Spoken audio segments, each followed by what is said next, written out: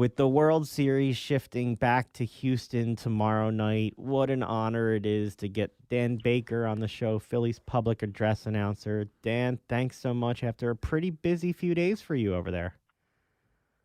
Yes, Jeff, it was really exciting. I think some terrific baseball. Unfortunately, the Astros took 2 of 3 in Philadelphia to take a 3-2 series lead with that 3-2 nail biter last night in front of another sellout crowd at Citizens Bank Park. Talk about the crowds down there and what this atmosphere is like. This is your 6th World Series. The Phillies have only been in 8 of them. What's this experience been like for you on your 50th season doing the Phillies? Well, it never gets old. I mean, my goodness, to get to a World Championship, I mean, it's an honor, it's a privilege. I've been lucky enough, as you mentioned, to do a few, beginning with 1980, 1983, 1993, 2008, 2009, and now 2022. And when you get this far, they're all exciting.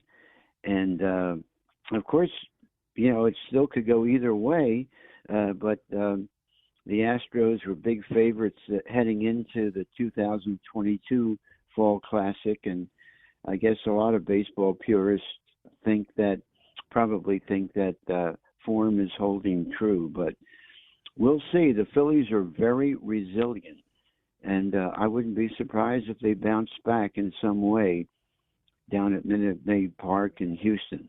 Dan, after almost or a half century of calling games in that stadium, Game 3, and you announcing the beginning of Game 3, the first home game of this series, do you recall there ever being a stadium that you were in that was louder than that Game 3? I would say you're correct in that Game 3 was deafening. It was really, really loud. But I've been lucky enough, Jeff, to be at other sports events in Philadelphia.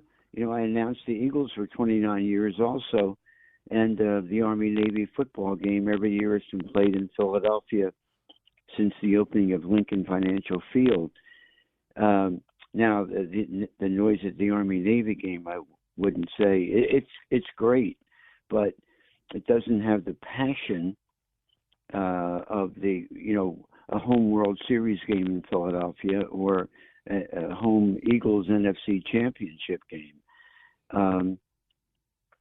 But Game 3 in the 2022 World Series, I would say, is probably the equal of some of the other World Series. I mean, in 1980, when the Phillies won their first ever World Series championship after 97 years, the Phillies franchise started in 1883, and we went to the World Series. The only 2 World Series I didn't announce were 1915 and 1950, when I was 4 years old. Of course, the Whiz Kids with Robin Roberts and Richie Ashburn and company. You could have pulled that off.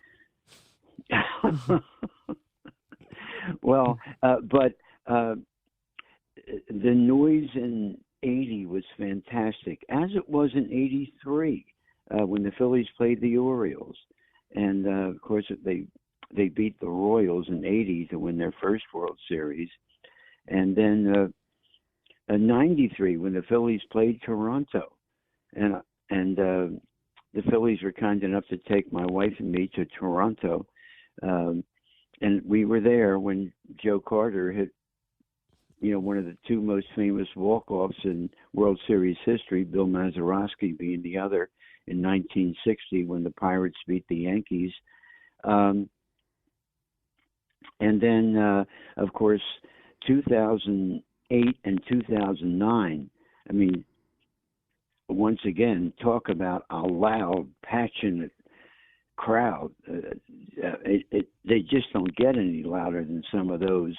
I'll never forget when Jimmy Rollins hit the double off of Jonathan Broxton to bring the Phillies from behind in the National League Championship Series versus the Dodgers. Holy smokes. You know, that was something. And I remember it wasn't at the ballpark, but I was doing a promotion for Chickies and Pete's. It was my summer nights at the ballpark where I try to recreate the ballpark atmosphere when the Phillies were away. When Matt Stairs hit that home run, also of Jonathan Broxton, deep into the night in L.A., oh my heavens, a jam-packed Chickies and Pete's at 15th and Packer, and I was announcing that.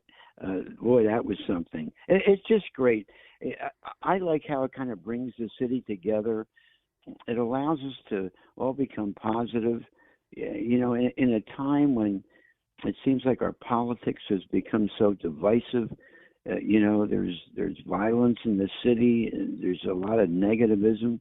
It's just wonderful to see something like Phillies baseball bring the city together again. It is. And Dan, you're part of what brings the city together when you announce those games. We talked to Greg Dobbs a little while back, and Greg, he beams when he talks about you and what it's like for the players to hear you announce their names.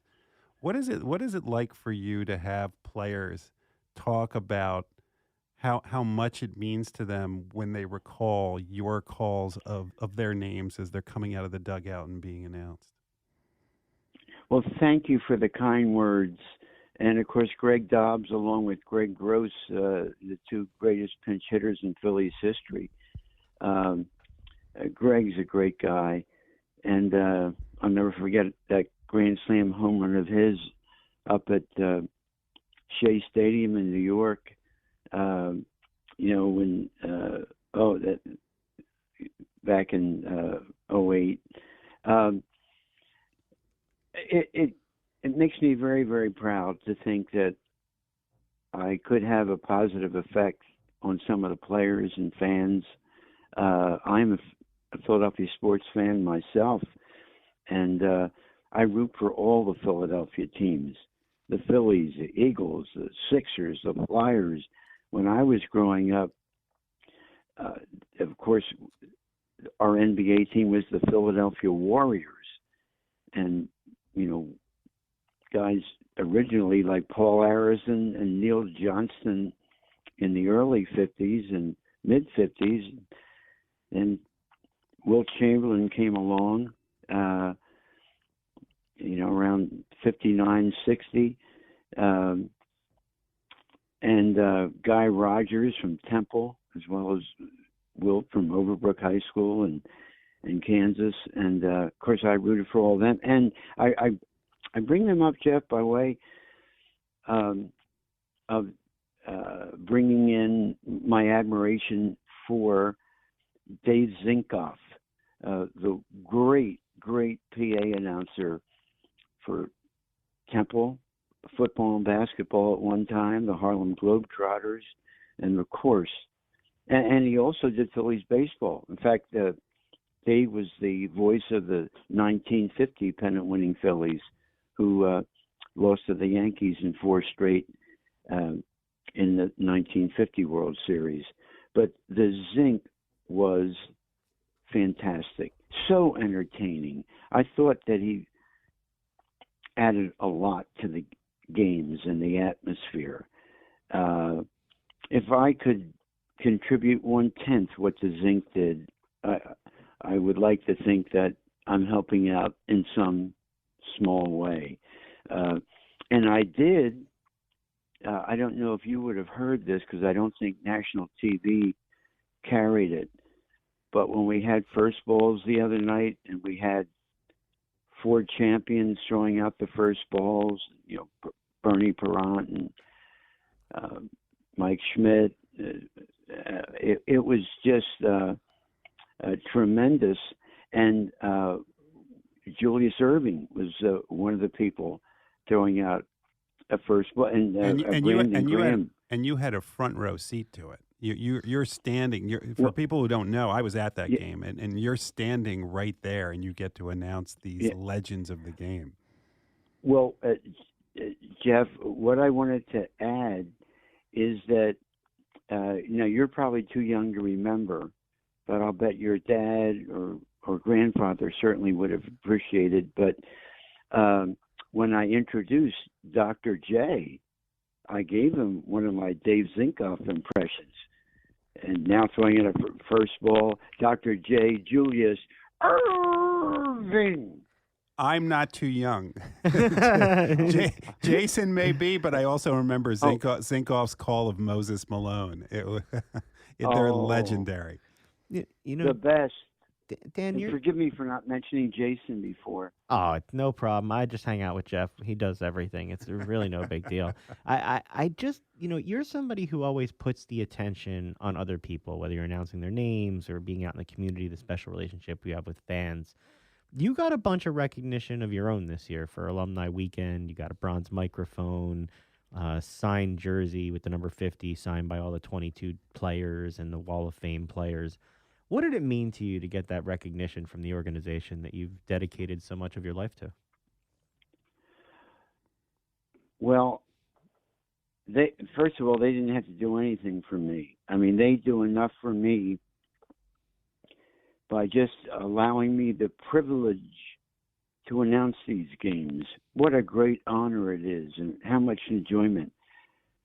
And by the way, I made that night 3 weeks out of another surgery. I've had 24 surgeries in the last 2 years since a squamous cell carcinoma of 5.5 centimeters was removed from my right cheek below my eye in August of 2020.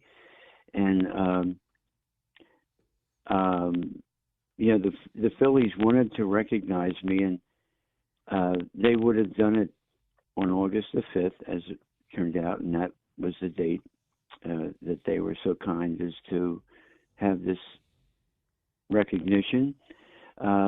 They were also willing to wait until September if I didn't feel that I had sufficiently recovered from my surgery. But since they were so gracious as to try to have it Wall of Fame weekend when a lot of my heroes were in, of course, Steve Carlton and Mike Schmidt and Bobby Abreu and Greg Luzinski, and oh man, it's just so Charlie Manuel, Larry Boa, to have a chance to announce their names again and to see the crowd respond, and of course they love it. They love seeing these great Phillies come back. The Phillies have a wonderful tradition, as of course does the Eagles and the Sixers and the Flyers. We are so lucky in Philadelphia. By the way, I root for all the colleges.